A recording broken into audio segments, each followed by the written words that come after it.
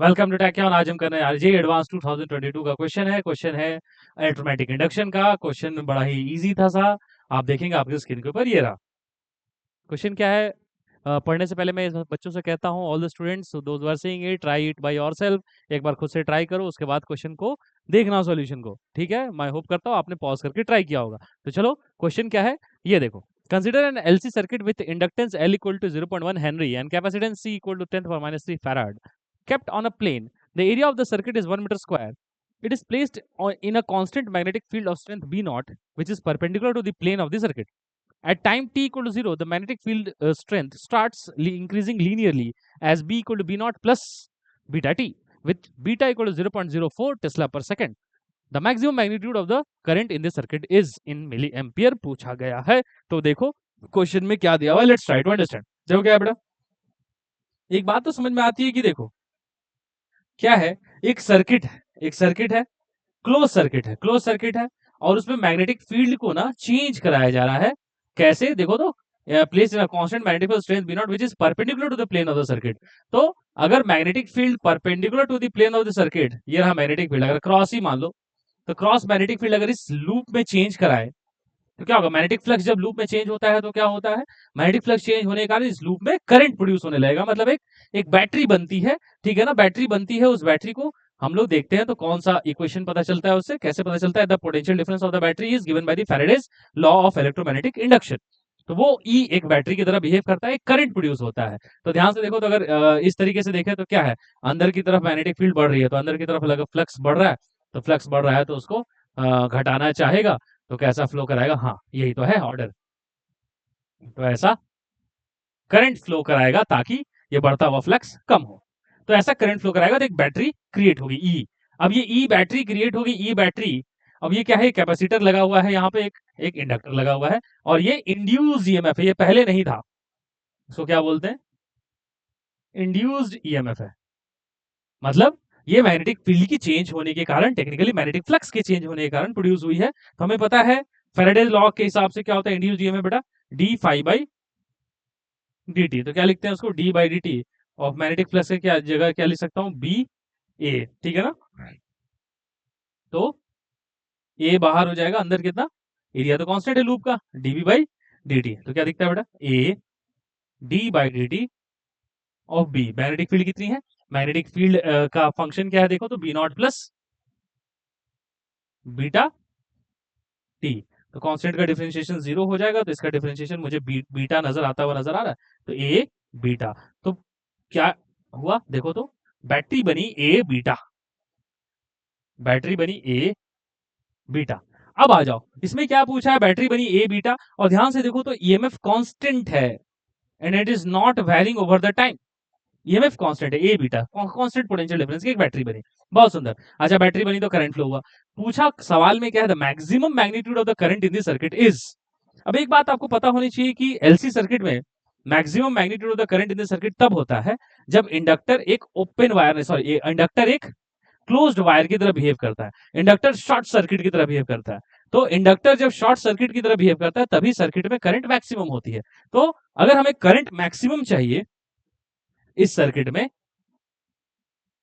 मतलब ये short circuit की तरह होना चाहिए। शॉर्ट सर्किट की तरह मतलब एक सिंपल वायर की तरफ, तो सिंपल वायर की तरह मतलब एट, याद रखना, at I equal to I max inductor behaves like a short circuit होना भी चाहिए, क्योंकि इंडक्टर अपोज करती है उस चीज को। ठीक है, तो एक शॉर्ट सर्किट की तरह। अब ध्यान से देखो तो क्या लिखेंगे यहाँ पे, अगर हम 0 वोल्ट लिखेंगे तो यहाँ पे कितना हो जाएगा, अब ये हो जाएगा ए बीटा, दैट इज ई।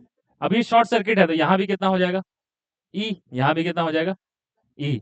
तो चार्ज कितना हो जाएगा इस पे, सी टाइम्स ई। चार्ज कितना हो जाएगा, सी टाइम्स ई,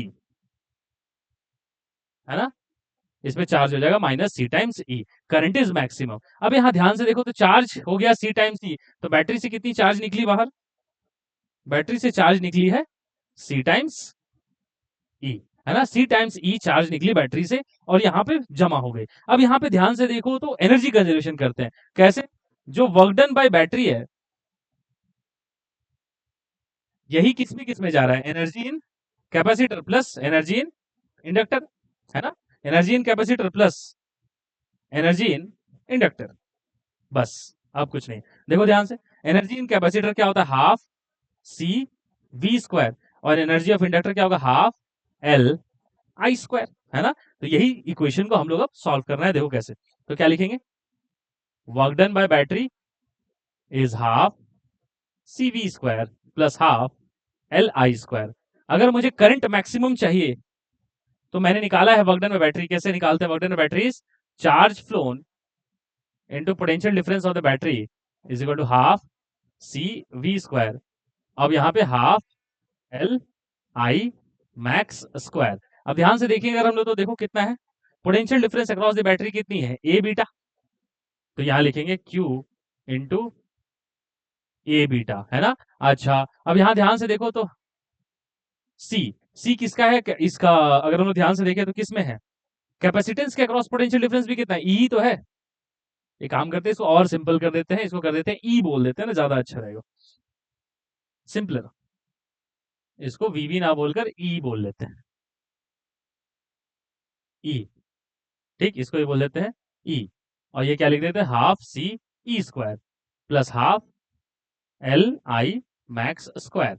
अब ध्यान से देखो तो चार्ज कितना फ्लोन हुआ, इससे कितना चार्ज फ्लोन हुआ, सीई।